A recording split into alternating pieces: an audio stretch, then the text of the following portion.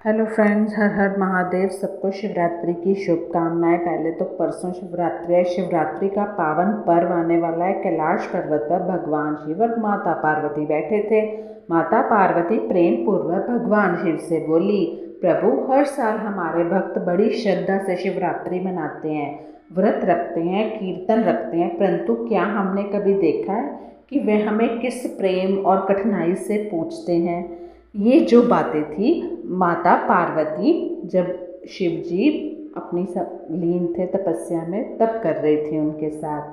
तो भगवान शिव मुस्कुराते हैं और बोलते हैं, देवी, तुम्हारी बात सत्य है, क्यों ना इस बार हम स्वयं धरती पर चलें और अपने भक्तों से मिलें। माता पार्वती हर्षित हो गई और उन्होंने कहा, तो चलिए हम अपने भक्तों की सच्ची भक्ति का अनुभव करते हैं। अब देखते हैं कि हर भक्त अनुभव हमारी भक्ति को कैसे हमें अनुभव करवाता है। भगवान शिव और माता पार्वती सबसे पहले साधुओं का वेश धारण किया और धरती पर उतर आए। सबसे पहले वह एक गरीब किसान के गांव पहुंचे, जहाँ गरीब किसान भोलेनाथ का अनन्य भक्त था। किसान का नाम माधव था, जो खेतों में मेहनत कर अपने परिवार का पेट पालता था। भगवान शिव और पार्वती दूर से ये देख रहे थे कि वो किस तरह मेहनत कर रहा है। शिवरात्रि का दिन था और माधव ने संकल्प लिया था कि चाहे कुछ भी हो, भगवान शिव की पूजा अवश्य करेगा आज।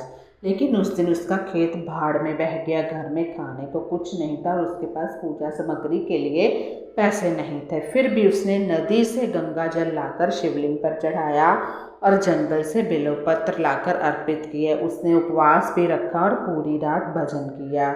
ये सब शिव पार्वती देख रहे थे और उसके घर पहुंचे तो वह देख सकते थे कि उसका मन सच्ची भक्ति से भरा हुआ था। उन्होंने साधु के रूप में उसके द्वार पर जाकर कहा, बेटा, हम भूखे हैं, क्या हमें कुछ खाने को मिलेगा। इस पर माधव पहले हैरान हो गया और कुछ नहीं बोला। अंदर गया, अपने दरवाजे के अंदर गया, घर में देखा उसके पास सिर्फ एक सूखी रोटी और थोड़ा सा गुड़ था। वह बोला, मेरे पास बस यही है, पर अगर आप स्वीकार करें तो ये आपके लिए अर्पण है। शिव जी मुस्कुराकर बोले, मैं ये भोजन ग्रहण करूँगा। पार्वती जी ने शिव जी से कहा, प्रभु देखिए, ये अपने पास कुछ भी ना होते हुए भी हमें आदरपूर्वक अर्पण कर रहा है, ये है सच्ची भक्ति। तो उसके बाद शिव जी ने प्रसन्न होकर कहा, माधव, तेरी भक्ति से मैं बहुत प्रसन्न हूँ, तेरे घर में कभी अन्न धन की कमी नहीं होगी। यह कहते ही माधव के आंगन में अन्न और सोने चांदी की वर्षा हो गई। उसका पूरा घर, जो झोंपड़ी था, एक प्यारा सा महल बन गया और वो पूरी तरह संपन्न हो गया। दूसरे पड़ाव में शिव और पार्वती धनी व्यापारी के जहाँ जाते हैं, जो बहुत ही अहंकारी होता है। इसके बाद शिव पार्वती नगर में पहुंचे। वहाँ एक धनवान व्यापारी शिवरात्रि का बड़ा आयोजन कर रहा था। भव्य मंदिर, सुनहरे दीपक, हजारों पकवानों का भोग रखा गया था, परंतु व्यापारी का मन अहंकार से भरा था, अभिमान से भरा था। ये सब शिव पार्वती देख रहे थे। शिव पार्वती वहाँ भी साधु के वेश में पहुंचे। व्यापारी ने उन्हें देखा और क्रोधित होकर बोला, तुम साधु लोग हमेशा भीख मांगते फिरते हो, मैं तुम्हें कुछ नहीं दे सकता, जाओ यहाँ से। उस भगवान शिव ने मुस्कुराकर कहा, जो शिव के भक्तों के द्वार बंद करता है, शिव के द्वार भी उसके लिए बंद हो जाते हैं।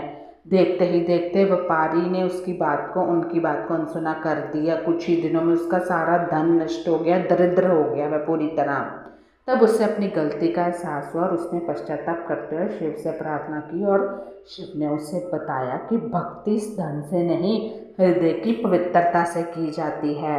अब इतने बड़े आयोजन कर रहा है और वैसे कुछ दे नहीं सकता किसी को।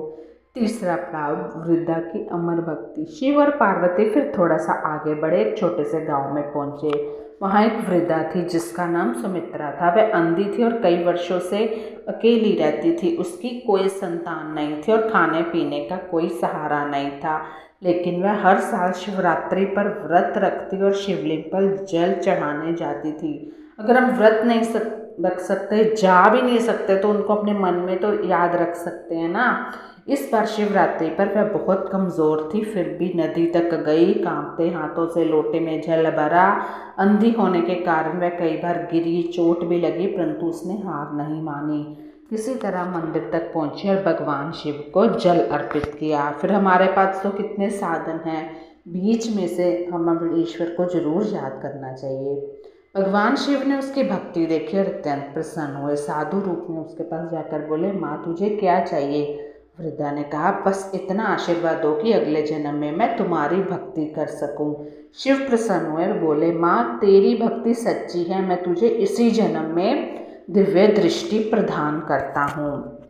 जैसे तैसे भगवान शिव ने ये बात बोली, इतना कहते ही वृद्धा की आंखों की रोशनी लौट आई। वह साक्षात शिव और पार्वती को देख सके और खुशी से रो पड़ी।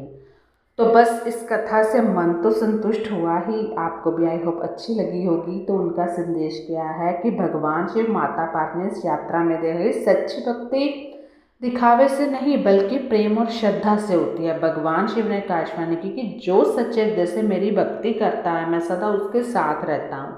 भक्ति के लिए धन वैभव या कोई विशेष साधन आवश्यक नहीं, बस मन की निर्मलता और श्रद्धा चाहिए। इसके बाद शिव पार्वती अपने कैलाश पर्वत लौट गए और भक्तों